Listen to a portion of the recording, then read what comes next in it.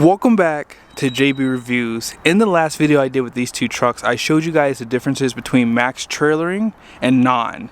A lot of people tell you you don't need it, but the components on these trucks are totally different. You might want to go back and watch that video, guys, 100%. In this video today, we're going to talk about MPG, acceleration, all that good stuff. So I'm going to get on the highway, I'm going to cruise and see just how much difference the fuel economy is on these two trucks. Be sure to subscribe to the channel, make sure your bell notifications are on. Let's get into it. A few things I want to show you guys in this video is the temperatures too, for like the transmission, all that good stuff, because that's going to be important because we are going to be running at higher RPMs with the max trailering, max capacity, whatever you want to call their packages. Here it is right here, right in front of me. It's called the high capacity trailer tow package, but they basically just give you that 430 rear end. That has a limited slip on this truck. This is gonna hurt real quick. Hold on, ready? Whew, man, that hurts. When there's no beds on these trucks, it's brutal. I'm gonna show you guys some of the temperatures on this ride too. I might keep that screen up, but let's go ahead and do the 0 to 60. That way you guys see just how slow these trucks are. Man, this truck is really stiff, guys. It is so stiff. Hope you guys can see it. But like I said, I'm gonna go ahead and do the 0 to 60, and then I'll show you guys some of the RPMs on this build. Here we go.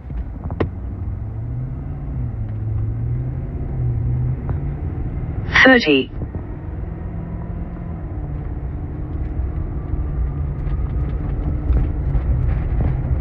$60.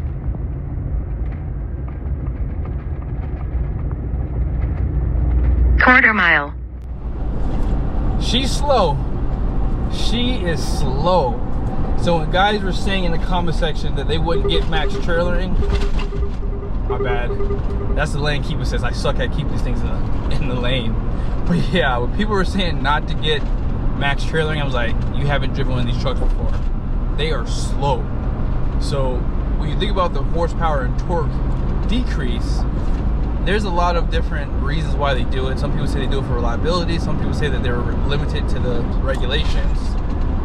But it's slow. So I think I would rather have that higher gear, or excuse me, not higher, that lower gearing on these trucks. So I'm gonna run about 70 miles an hour.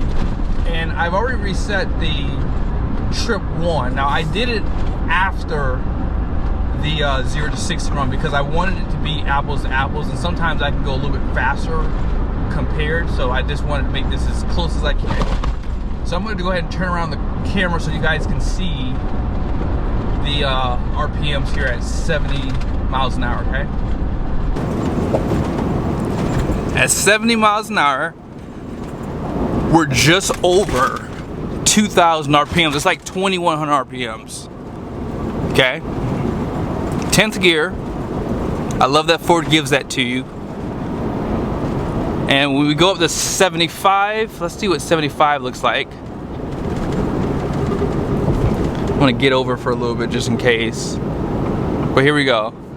At 75, yeah, we're just over 2,300 RPMs in that ballpark there. So here we are. The temperatures for the engine are at 201, transmission temps at 177. Ford transmissions run hotter than everyone else's. I mean, even my GM trucks, 150 is like the highest I really see. Especially with these temperatures, it's only, what, 44 degrees outside, so. Yeah, the engine oil temperature's at 203. So let's see real quickly. You guys can see the exhaust filter, ooh, at 15%. So we gotta get that bad boy hot. It's actually going up a little bit too. That kind of stinks. So yeah, it's not gonna go into a regen probably at 20%, but I might drive the truck like another 5 more miles and I'll turn around at some point. I feel bad for anyone who has to drive these trucks long distance without a bed on them.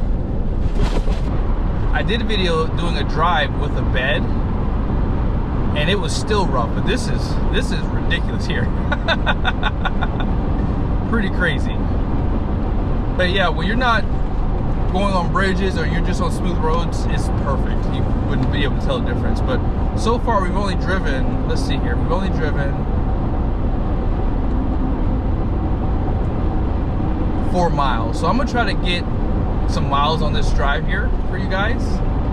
If you don't know, this has the Continental tires. Both trucks have the exact same tires, same setup, everything. That's what's nice about this test is you don't normally have a chance to do this, right? So yeah, it's definitely bumpy, guys. I gotta admit to you, man, this is no joke. But the transmission and the engine are very smooth.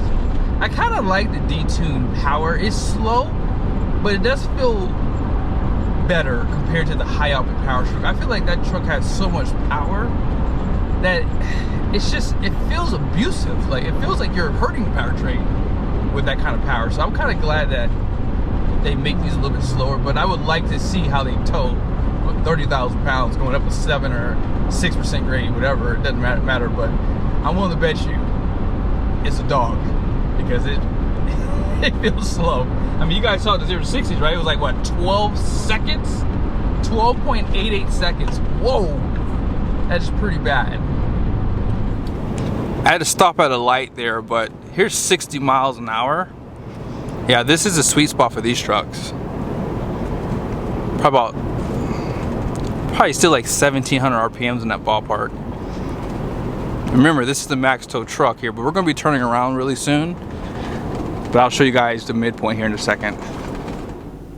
Here's the midpoint, 14.8. Driven about 10 miles. So we're gonna go ahead and head back the opposite direction, and I'll show you guys pretty much where we end off at. One of my buddies, Matt Anderson, he has this website he goes to show you the RPMs at certain miles an hour. So I'm gonna show you guys at some point in this video that. So yeah, you'll be able to kind of see what the RPMs would be at a 430 and a 410. But so far, I mean, the brakes, everything about these trucks are just really nice. You know, I haven't even tried out the exhaust brake. Actually, I need to turn the exhaust brake on to keep it on for that DPF there. Oh yeah, it's pretty strong on this truck here, I will say. Let's see, one more time. Oh yeah, it's strong, very strong. I've been told that the exhaust brake helps with the DPF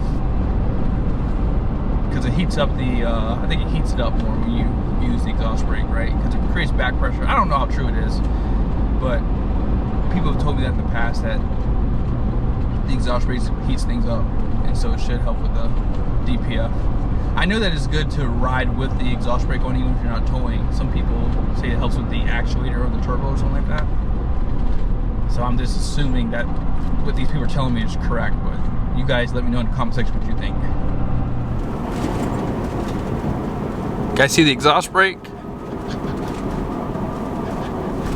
It's gotten up to about, yeah, 22% is what it was getting up to. So we're pretty much back.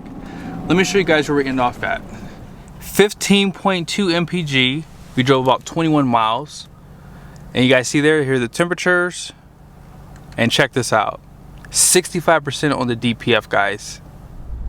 All right, let's see what the comparison is. Everybody says that the lower gearing is going to kill you on fuel economy. So it's going to be like, what, 2 MPG difference? That's what I would expect. Is it worth it? We're about to find out. Let's go ahead and do the 0 to 60, and then we'll go ahead and do the MPG run too. There goes that snow again. Here we go.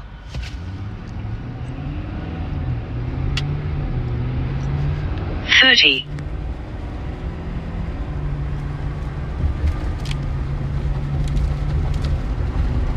$60.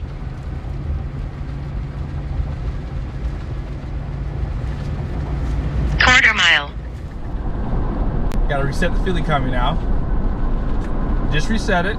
Now that was a lot better. That was shocking. And this truck actually felt like it got better traction off the line. So this truck is in normal mode. So both trucks were in normal mode. We're doing the exact same thing. AC was off in both trucks. I wanted to be as apples to apples as possible. The only difference is this truck doesn't have the dual tanks, but that other tank was empty, so it's just the components, which is not gonna make a huge difference, if any difference, on fuel economy. But that was a lot quicker. Clearly this truck is faster. So in some cases, having the lower gearing makes the truck slower off the line. So that's just something to consider. With the 10-speed transmission, you really don't need the lower gearing if you're not towing, but if you're towing, you're gonna probably need that lower gearing. The RPMs at 70 miles an hour are clearly lower. So you're at just under 2,000 RPMs. Now if we get up to 75,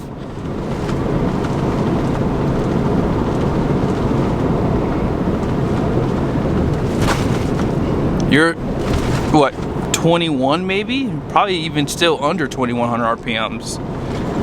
So there's a difference obviously in the RPM. So now the test is going to be, what is it going to end up at? Like, we have to get, I would say 2 MPG or more would make me feel as though the 410 is the better way to go if you really need to obviously, you know, do hot shot. Like, right, I would just probably just go to just towing RVs, because then you could save more money across the board instead of just getting a gooseneck trailer and then having to, you know, need that max towing package. So I don't know, I think that this is gonna be a good test for people who are looking to do this for sure. Like, I already reset the trip.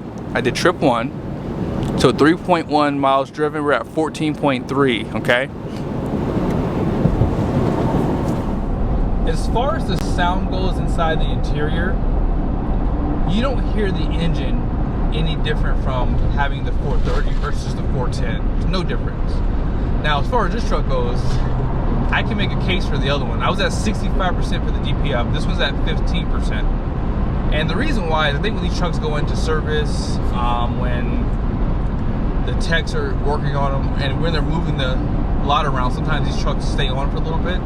The other truck, I saw that it was probably idling for about, well, it was driven a little bit too, so it had a few miles. I don't remember what the miles were, but it was like 2 hours idling, and the miles were probably no more than 10. So I don't know. That's why that DPF was so high. So I'm glad I had a chance to drive it on the highway to get it warmed up, because that will definitely help for sure. Here is the temperatures.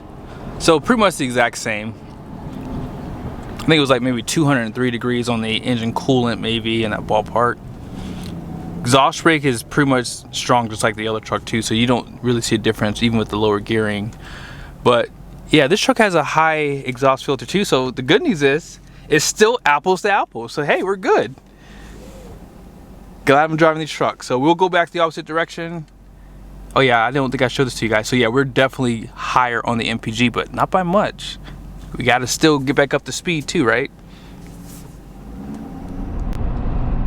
If you were towing a trailer, figure 20,000 pounds, 25,000 pounds. With both of these trucks, you guys saw that the 0 to 60 was better with this truck. I'm willing to bet you if you were to put a trailer behind both of them, that would probably be to the advantage of the higher gearing still. It's up until probably that 45 to 65 miles an hour, if you were doing a 40-mile-an-hour roll and then you punched it, that lower gearing would probably get you up faster compared to this one.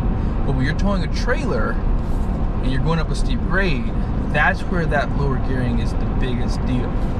I mean, if you want to risk it with the higher gearing, if you live in Florida, feel free. I mean, I think that, hey, if you want to save the money on the fuel economy, then that's the way to go. And that's why I'm doing this test, because I want to see how much can you actually save.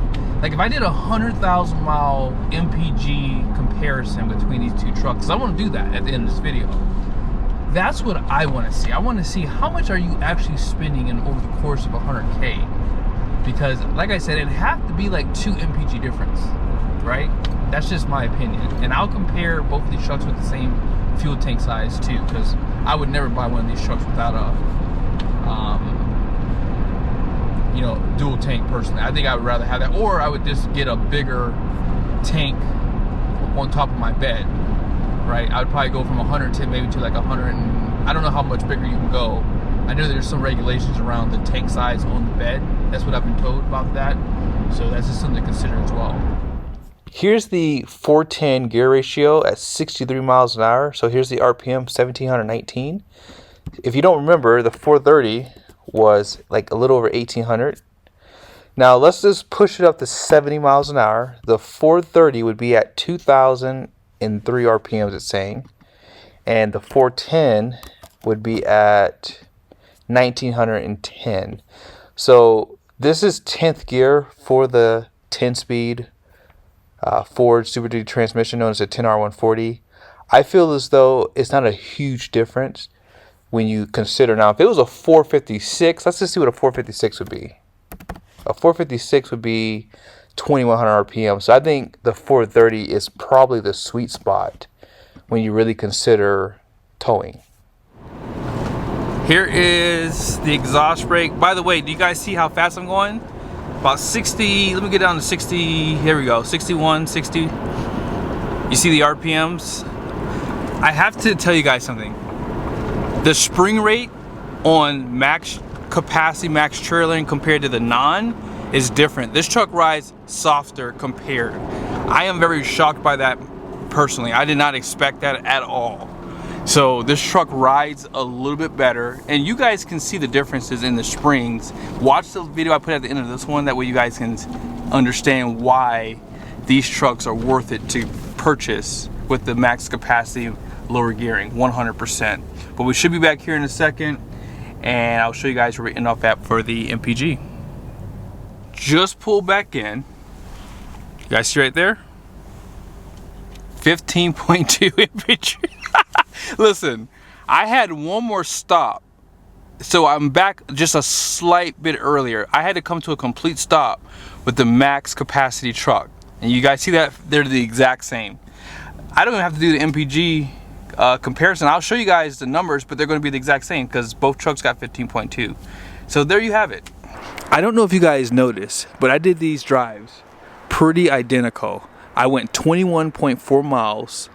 I stayed in the exact same lanes. I drove almost at the exact same speeds for the most part. I probably drove a little bit slower with this truck because I was going like 78, 80 miles an hour with the flow of traffic with the lower gearing truck. But with that being said, I think that you're looking at it the wrong way when you're trying to save money on fuel because you want a lesser truck. If you're gonna be towing 30K plus, I would not do that without that max capacity package, guys. You saw the components is different. The suspension, the axle, everything that I showed you guys is different. And it's not that much more money. Well, it is a lot more money. It's like $2,100. But see, like I said, Ford does a bad job, just like Ram and GM. I can't really include them because they don't really give you a lot of different axle ratios out back. But Ford and Ram don't do a great job showing you what they upgrade on these trucks. And it's very misleading because when you're thinking about it, you're just getting a lower gear, but you're not. You're getting a different suspension, you're getting different components. Those components will probably fail when you're over 30,000 plus pounds towing. And like I've said, most guys I talk to are towing 40,000 pounds in some cases with these trucks. You're not supposed to, but in some cases, you just have to do what you got to do when you're trying to make money, right? So I hope this video was helpful. Be sure to subscribe to the channel. Share this video with hot shotters out there because I'm telling you, unless you're doing RV hauling, I would get the max trailering, max capacity package. One last case I'll make for the 410. Let's assume you can get 0.5 MPG better than the 430, right? Here's the potential range. Here's how many gallons of diesel you're going to have to purchase. And this is the cost difference. It's basically $2,980 difference. In my humble opinion, I don't think it would be this different. You guys saw the RPM, right? The RPMs are not a huge difference between the 430 and 410. If you were to go to a 456, that would make a big difference, I think, between the 410 and a 456. But the 430 is definitely the sweet spot, and I'm willing to bet you won't see this difference in MPG while you're towing.